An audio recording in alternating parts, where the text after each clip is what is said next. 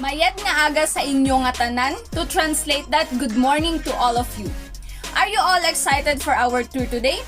I hope so. So to start the tour, let me introduce myself. My name is Doreen Altea, or you can call me Ate Rinrin. In short, and I will be your tour guide for today. We will fuel our minds with a lot of learning and experience as we will explore the beauty and the paradise this province can offer. On behalf of Alphaline Travels and Tours, I would like to welcome everyone to the place where the mountain meets the sea, Antique. Antique is a province of the Philippines located in the region of Western Visayas.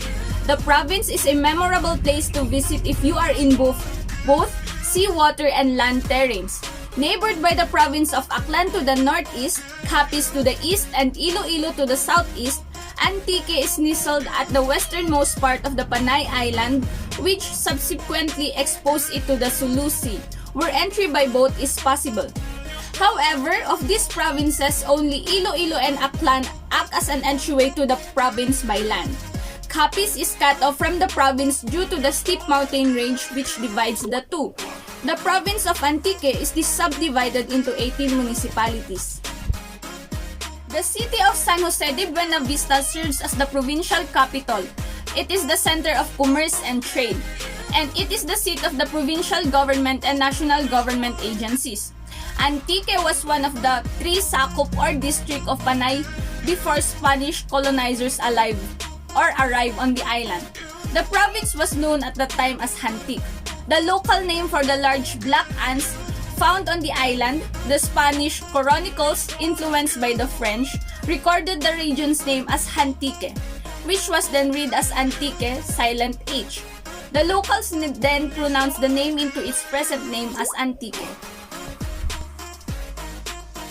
I know that everyone is all interested to the history of every attractions, and so I am encouraging everyone to pay attention while we are having our tour for you also to appreciate it. Is that okay, my dearest tourists? But to make our tour more memorable, please be guided with some of our tour precautions. First, please attend to your valuables such as gadgets and money most of the time, especially if we will be having our walking tour. Second, if I wave my green flag, you are free to roam around. It signifies a go signal. And if I whistle once, it means to gather around. Third, my time now is 6:45 a.m. Please synchronize your time with mine as we will be having enough time to enjoy each destination. And lastly, please don't hesitate to call my attention, and I and my cute little medical kit will be of assistance. I also encourage everyone to have your body. Should you see one missing, please notify me immediately. Is that okay, my dearest tourist? Hiding within the forest lies a hidden gem. I welcome you to Malumpati Cold Spring. It is the clearest and cleanest inland body of water in the country because of its crystal clear water that mirrors the beauty of its beholder. Malumpati is one of the most beautiful attractions in the province of Antique it can provide. Malumpati is a hush, laid-back place where you can relax by floating peacefully along the river and feel the stress melt away. It is a natural swimming pool, 20 meters in width, 40 meters in length, and about 3 to 4 meters deep at the center. Crystal clear water and free flowing from upstream towards the shallow end going down to the famous Bugang River. You can swim, jump off the diving platforms, or like what the locals do, they use the trees. And if you don't feel like it, you can just hop on the bamboo raft and cruise away. According to the locals, Malumpati garnered its name from the phrase Malumpat ang ati, which translates to Atas will jump, wherein Atis or Atas are indigenous people of Panay Island, which is believed that they use the river to take a bath and jump in its crystal clear turquoise blue water, thus the name. In addition, local folks, especially the elders, are also believed that the spring has a healing properties. With its heaven-like eye, pleasing water that looks like it came from heaven, you can't blame them. Healing or not, dipping in the cold water has a relaxing effect on the body. So I'll be leaving you an hour and a half to take pictures and enjoy the cold spring. Okay, so how is your Malumpati Cold Spring experience? Did you enjoy it? I hope so. So now let's go to our next destination.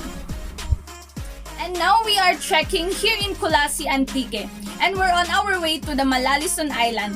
And right now, before going there, we're falling in line because we're going to experience the Pangiluya, a traditional blessing given upon to the tourist. So this serves as a protection from unpleasant spirits and for us to have a good stay in the island.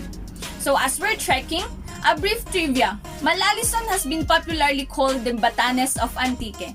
Just wow, right? One version of the local legend has it that the islands of Kulasi were the three children of Madjaas and Canlaon, namely Batbatan, Maningning, and Mararison. Maningning was the lazy, beautiful sister, Batbatan the disrespectful one, and Mararison the disobedient one. They were punished and kept away from their mother, Madjaas. You'll see this tree island when you climb the summit of Mount Madjaas, the highest peak in Panay Island. For our third destination, the Kayak Inn. Kayak Inn brings you to a place that will take you away from our day-to-day stressful and busy life. We will be experiencing 3 activities here in the Kayak Inn that you will surely love. So now, let's start. The first activity is kayaking.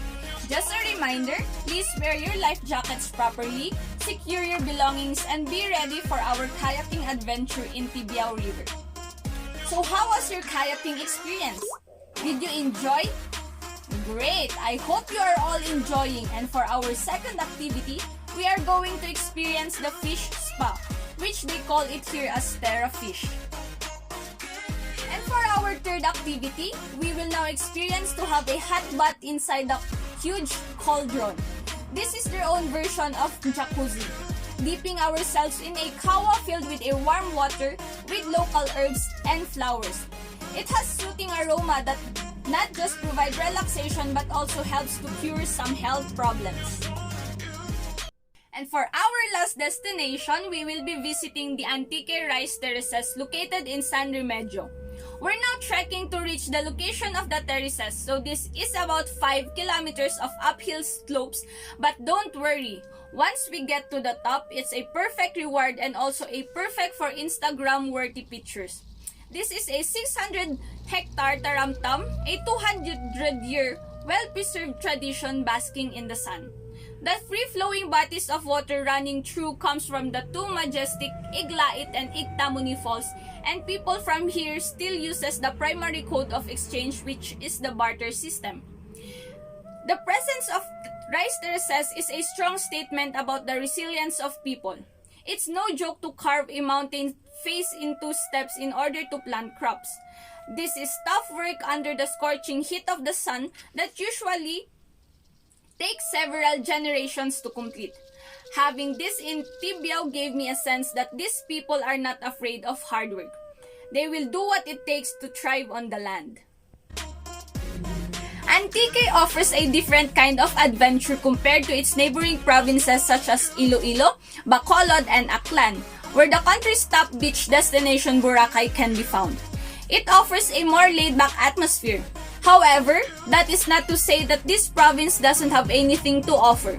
Foodies will also enjoy exploring the local delicacies and dishes Antique has to offer. Given that there aren't many commercial restaurants that can be found here, visitors will get the chance to discover and try new dishes from local eateries. Antique is very famous because of its Muscovado industry, so we had the chance to see how Muscovado sugar was made. Lauan, the number 1 producer of the said product, is also known for its bandit, butong-butong, and suman. Muscovado sugar processed from the sugar cane juice, it is being filtered to make sure that there won't be any more impurities, to the part where it is already thick and is now being turned to its grainy form. So, have you enjoyed destinations and most of the famous dishes in Antique? I hope so. So now, our tour has officially ended. I hope everyone enjoyed and had fun and had lots of learning. And don't forget to tag me on your photos. This has been your tour guide, Doreen Altea, signing off. I hope to see you again. Have a safe trip, everyone.